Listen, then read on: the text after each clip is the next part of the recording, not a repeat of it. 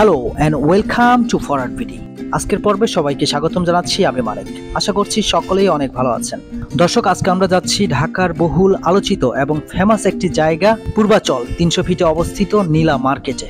পূর্বাচলের নীলা market কেন মানুষের কাছে এত জনপ্রিয়, চলুন সেটাই আজকের পর্বে আমরা দেখব এবং খুঁজে বের করার চেষ্টা করব আসলে কি কারণে সন্ধ্যার পর মানুষের সমাগম সেখানে সবচেয়ে বেশি লক্ষ্য করা যায়। কুড়িল বিশ্ব রোড থেকে প্রায় 6-7 কিলোমিটার দূরে এরকম গ্রাম্য পরিবেশে কি এমন রয়েছে যে যেখানে সন্ধ্যার পরে মানুষের সমাগম বেশি হয়। আমরা তিনজন বন্ধু ঠিক এই বিষয়টি জানতে রওনা দিয়েছি ঠিক সন্ধ্যার আগ মুহূর্তে। আশা করছি শেষ পর্যন্ত আমাদের সঙ্গেই থাকবেন।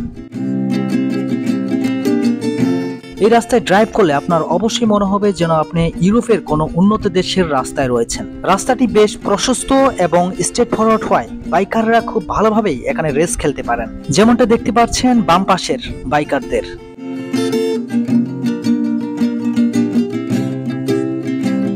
দর্শক, আমরা অলরেডি চলে এসেছি নীলা মার্কেটে। নিরিবিলি গ্রাম্য পরিবেশের একটা জায়গা। এই পাশটায় গাড়ি পার্কিং এর জায়গা এবং সামনে সারি সারি দোকান, কিন্তু ভাববেন না এখানেই শেষ, এরকম আরো অসংখ্য দোকান রয়েছে সামনে।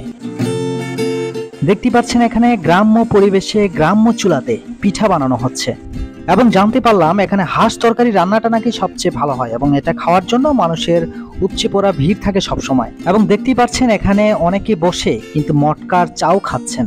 আবার এখানে দেখতে পাচ্ছি গ্রামের তরতাজা ফল এবং সবজিও পাওয়া যাচ্ছে। তার মানে গ্রামের যে হাট বাজারের বৈশিষ্ট্য এখানে আসলে হয়তো সেই ফিলটা কিছুটা পাওয়া যায়। এবং বন্ধুকে আমি সেটাই বলছি যে এর আগে কেন এরকম জায়গায় আমাকে নিয়ে আসুনি।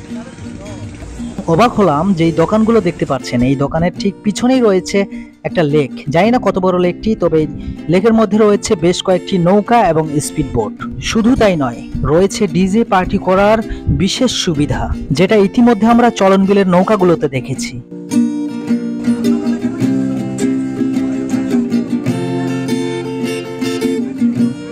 মামার চা বানানো দেখে আমাদেরও ইচ্ছে হলো একটু চা খাওয়ার। আশা করছি লেকের পাশে বসে চা খাওয়াটা মন্দ হবে না।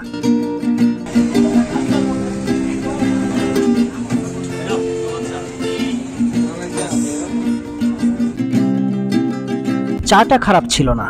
এবার আমরা চা খাওয়া শেষ করে আর একটু সামনের দিকে যাচ্ছি। আপনাদেরকে দেখাতে চলেছি এই নীলা মার্কেটে আর কি কি রয়েছে বা কি কি পাওয়া যায়।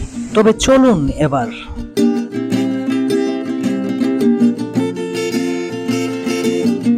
ডান পাশে দেখতে পাচ্ছেন এরকম অসংখ্য দোকান লেকের পাশে গড়ে উঠেছে। যতই সামনে যাবেন দোকানের সংখ্যাটাও ততই বাড়তে থাকবে। দেখতেই পাচ্ছেন বাম সাইডে কতগুলো গাড়ি পার্কিং করে রাখা। এই তো এখন শুধু দেখতে পাবেন রাস্তার দুপাশেই ফাস্টফুডের অনেকগুলো দোকান, যেগুলো খুব সুন্দরভাবে ডেকোরেশন করা। অধিকাংশ এই সকল দোকানগুলোতেই হাঁসের মাংস পাওয়া যায়। তার মানে এটার জন্যই কি বিখ্যাত এই জায়গাটা, নাকি আরো অন্য কিছু? চলুন দেখা যাক।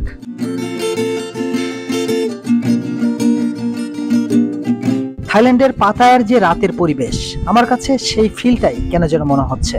রাস্তার দুপাশেই লাইটে সজ্জিত অসংখ্য রেস্টুরেন্ট এবং মানুষের বিচরণ অকল্পনীয়।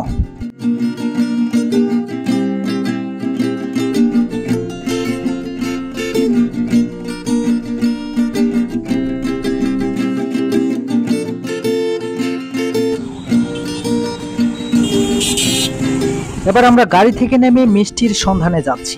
শুনলাম এখানে মিষ্টির বাজারটা নাকি জমজমাট, বাহারি রকমের মিষ্টি পাওয়া যায়।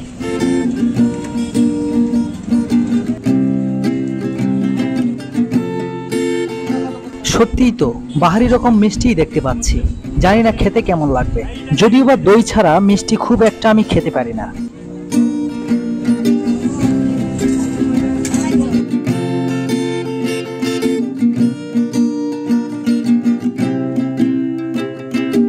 শুরুতেই নেওয়া হলো রসমালাই।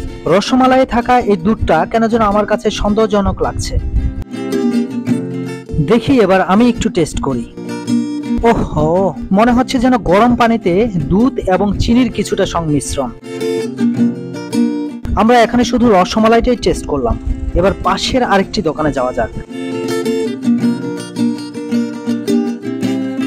এখানেও তো দেখছি বাহারি রকমের শুধু মিষ্টি আর মিষ্টি, কোনোটা লম্বা, কোনোটা গোল এবং কোনোটা চারকোণে। জানি না কোনটা রেখে কোনটা খাবো, শুধু দেখেই অনেকগুলো খেতে ইচ্ছে করছে। জানি না খেতে কেমন লাগবে।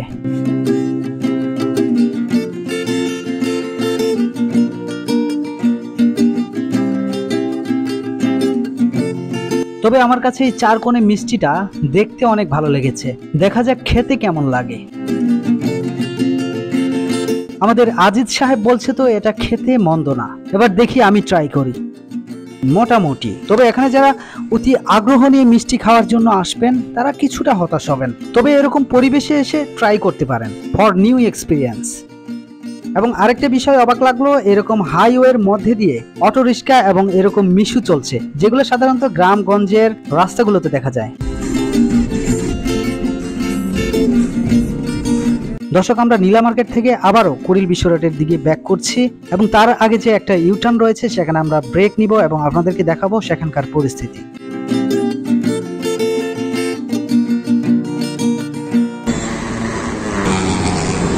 দেখতে পেলেন নামার সাথে কি বিকট আওয়াজ, এগুলো কিন্তু সব বাইকের আওয়াজ, কেননা এখানে বাইকগুলো সর্বোচ্চ স্পিডে চলাফেরা করে এবং নিচে ক্যানেলের মতো থাকায় সাউন্ডটা একটু বেশি হয়।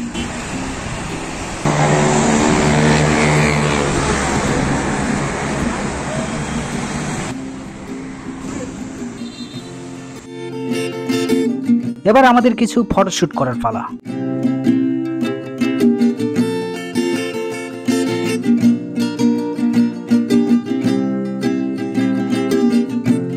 জায়গাটি খুব চওড়া হওয়ায় খুব ভালোভাবে সময়টিকে উপভোগ করতে পারবেন, তবে সাবধান, যেহেতু যানবাহন চলাচল করছে খুব হাই স্পিডে।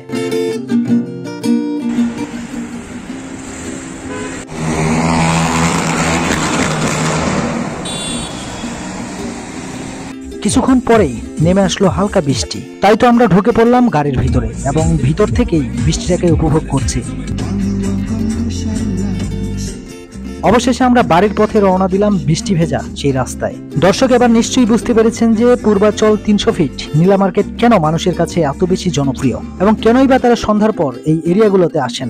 আশা করছি আজকের পর্ব আপনাদের কাছেও অনেক ভালো লাগলো এবং অবশ্যই আপনারা ঘুরে যাবেন এই পূর্বাচল 300 ফিট নীলা মার্কেট থেকে। আজকের মতো বিদায় নিচ্ছি, দেখা হচ্ছে পরবর্তীতে। সকলেই ভালো থাকবেন।